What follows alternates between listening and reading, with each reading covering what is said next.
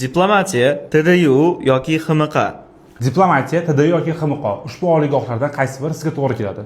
Ko'pchilik shu savolda adashishadi. Chunki ushbu oliygohlarga kirish yoki kirish tartibi, o'qish tartibi yoki bo'lmasa berilgan imkoniyatlari turlicha. Shohro aka, diplomatiya universiteti haqida nima deysiz? Ushbu oliygoh xalqaro miqyosdagi oliygoh sanaladi. Bu yerda chet tillari, xalqaro munosabatlar, xalqaro munosabatlar juda ham kuchli o'rgatiladi.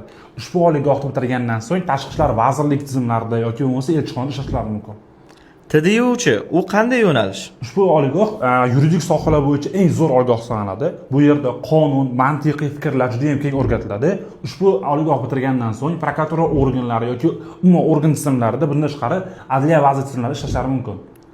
XMQ esa qanday? Bu boshqalardan nimasi bilan farq qiladi? XMQ bu amaliy va nazariy bilimlarni o'z ichiga olgan holda ta'lim beradigan joy. Bu yerda bitirganlar prokuratura organlarida bemalol ishlashlari mumkin. Bundan tashqari bu yerda darslar ham amaliyot, ham nazariy uyg'unlashgan hisoblanadi.